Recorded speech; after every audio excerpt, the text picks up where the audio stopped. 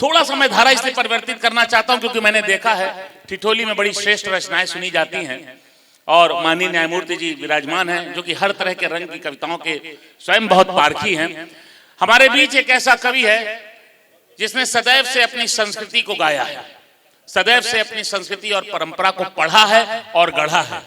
आज हम सब के बीच, मध्य प्रदेश की धरती से हम सब के बीच में है। आप उनको सुनेंगे तो निश्चित तौर पर गर्वान्वित भी होंगे और कहीं ना कहीं रोम रोम से आपके बिल्कुल वो भारत बोलने लगेगा, वो संस्कृति बोलने लगेगी। मेरा आशय ओरछा से भाई सुमित ओरछा से एक बार आपकी तालियां मिले भारत को गाने वाले इस भाई सुमित ओरछा। जो लोग जा रहे हैं उनसे बस इतना कहता हूं कि हमें छोड़कर आप गए तो हम भी ये कह जाएंगे, बीच भंवर में साथ छोड़ने वाले भी बह जाएंगे। यदि युद्ध में अर्जुन बनना है तो पूरी बात सुनो, अर्ध कथाएं सुनने वाले अभिमन्यु रह जाएंगे। क्या बात है भाई, वाह। सृष्टि के कल्याण के लिए जहां पहला यज्ञ हुआ, उस प्रयाग की पावन भूमि को, तीर्थराज प्रयाग की भूमि को प्रणाम करता हूं। वैसे तो इस सृष्टि में दिनमान से बढ़कर कोई नहीं, पर दिनकर भी कहते हैं हनुमान से बढ़कर कोई नहीं। हनुमान जी ने बतलाया, सेवा भाव में तपने से सबको सब कुछ मिल सकता है राम राम के जपने से। मैं ओरछा से आया हूं और ओरछा चंद्रशेखर आजाद जी का अज्ञातवास स्थल है। मैं उनकी बलिदान धरा पर आया हूं। हमारे और आपके बीच में एक संबंध है। चंद्रशेखर आजाद जी वहां पर हनुमान जी के मंदिर पर ब्रह्मचारी हरिशंकर का वेश बनाकर के दीदी रहा करते थे। मैं उस कुटिया में उस बस ट्रस्ट का सचिव भी हूं, तो मैं चाहता हूं कि उस अवतार को आपके बीच में गाऊं चार पंक्तियों में। कि हनुमान अवतार बताए जाते हैं शिवशंकर का। मैं राजनीति पर बहुत ज्यादा बातें करता नहीं, व्यंग नहीं करता, मैं सीधे सीधे कविता सुना रहा हूं। ऐसा नहीं है कि भाई साहब मैं कर नहीं सकता। महापौर जी बैठे हैं, आपके साथ दूसरी बार आपके सानिध्य मुझे मिल रहा है। माननीय महापौर जी, हम राजनीति पर व्यंग कर सकते हैं, पर हम इसलिए नहीं करते हैं क्योंकि किसके खिलाफ करें। भाजपा वालों के खिलाफ हम इसलिए नहीं करते हैं क्योंकि पंच से लेकर के प्रधानमंत्री आपका है, कौन रिस्क ले। और मैं कांग्रेस वालों के खिलाफ इसलिए नहीं करता हूं कि कब कौन सा कांग्रेसी भाजपाई हो जाए, ये किसी ज्योतिषी का बाप नहीं जानता, तो पर रिस्क लेते नहीं। मैं तो चाहता हूं सब नेता एक हो जाए। मैंने एक मंत्री जी से हमारे मध्य प्रदेश में पूछा, मैंने कहा मंत्री जी आप उस सरकार में भी मंत्री थे, इस सरकार में भी मंत्री हो, आपको कैसा लगता है? कभी कभी थोड़ा आईने के सामने दिक्कत होती है क्या? मंत्री जी ने कहा कि देखो हमें तो कोई दिक्कत नहीं होती क्योंकि जिसको हम चाहते हैं उसी के प्यार में रहेंगे। मत सोचना कि हम कभी मझधार में रहेंगे, ये सोचकर हम हर बार दल बदल लेते हैं। हम सरकार के आदमी हैं, सरकार में रहेंगे। बहुत अच्छे भाई सुमित। तो जो लोग सरकार के आदमी हैं उनको बहुत विशेष प्रणाम करता हूं। दो नेता लड़ रहे थे ट्रेन में भाई साहब, बोले धारा 370 हमारे कारण हटी, कांग्रेसी बोला धारा 370 हमारे कारण हटी। तो मैंने दोनों से पूछा, मैंने कहा तुम्हारे कारण कैसे हटी? तो सबसे पहले भाजपाई बोला भाई साहब मेरे अमित शाह जी ने सदन में खड़े होकर के हटाई, इसलिए हमारे कारण हटी। तो फिर मैंने कांग्रेसी से पूछा, भाई फिर तुम क्यों क्रेडिट ले रहे हो, तुम्हारे का क्या योगदान है? बोला भाई साहब अगर हमारे वाले लगाते नहीं। अच्छा है, बहुत अरे भाई जबरदस्त, बहुत अच्छी बात सुमित। तो ये क्या मतलब, दोनों का ही योगदान है। मेरे एक सिंगापुर के एक मित्र हैं, वो पूछ रहे थे भारत में लोग सुखी तो हैं दुखी तो नहीं है। मैंने कहा भारत में लोग सुखी भी हैं और दुखी भी हैं। बोले कैसे? मैंने कहा जो भारत माँ के लाल हैं वे सुखी हैं, जो दलाल हैं।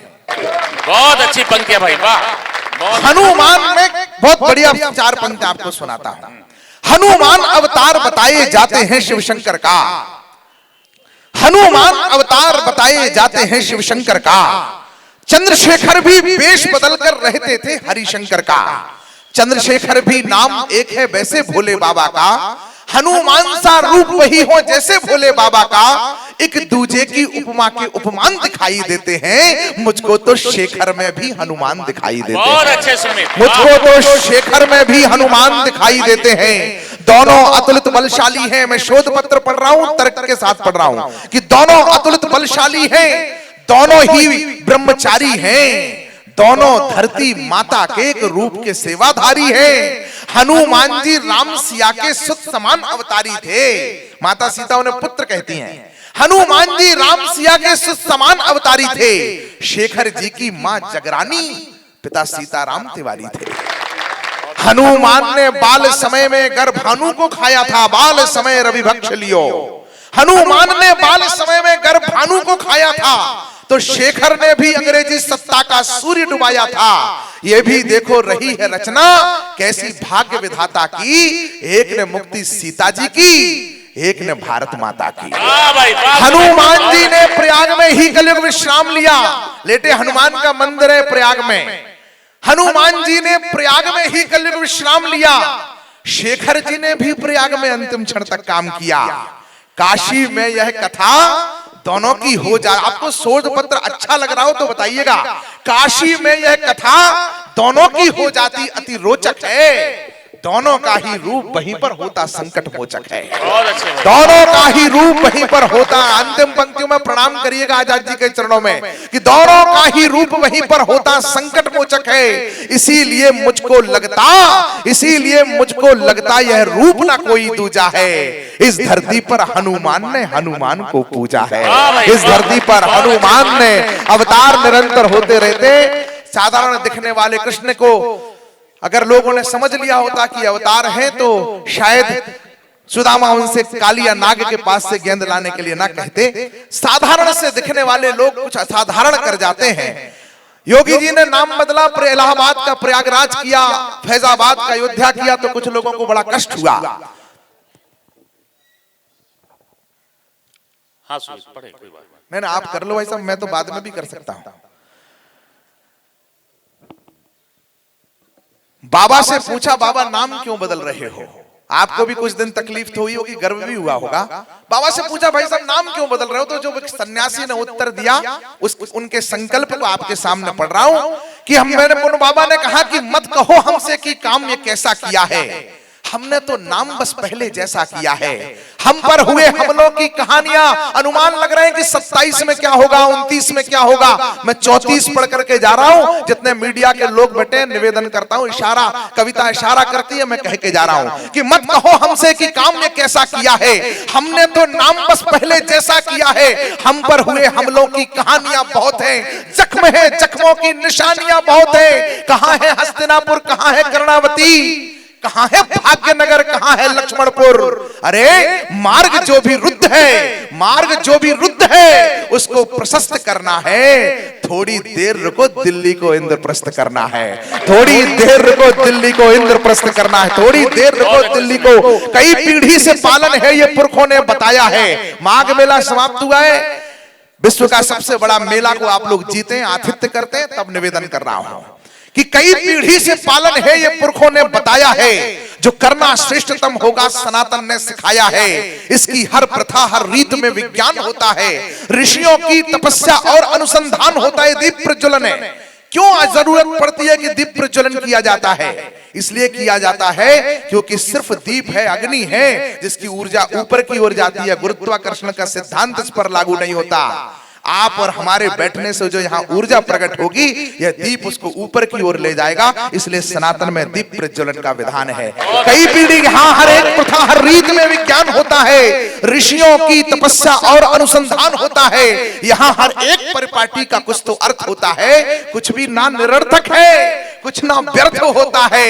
इसकी मान्यताओं के छिपे हर मर्म को समझें। हमारा धर्म है कि हम सनातन धर्म को समझें। क्या बात है भाई, हमारा धर्म है कि हम सनातन धर्म को समझें। और धर्म वही है जिसको धारण करके जीना होता है।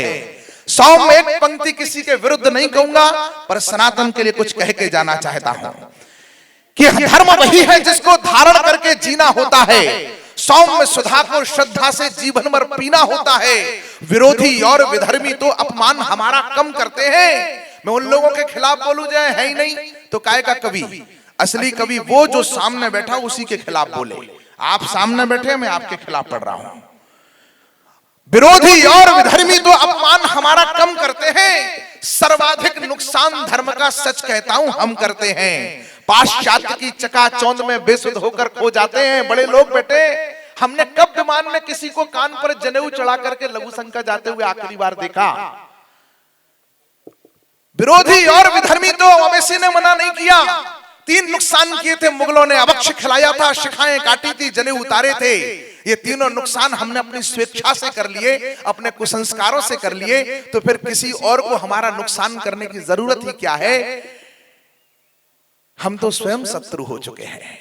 विरोधी और विधर्मी तो अपमान हमारा कम करते हैं, सर्वाधिक नुकसान धर्म का सच कहता हूं हम करते हैं। पाश्चात्य की चकाचौंध में बेसुध होकर खो जाते हैं, नियम धर्म के सभी त्याग कर स्वयं विधर्मी हो जाते हैं। जिस धारा से निकले हैं उसके बिंदु हो जाएंगे।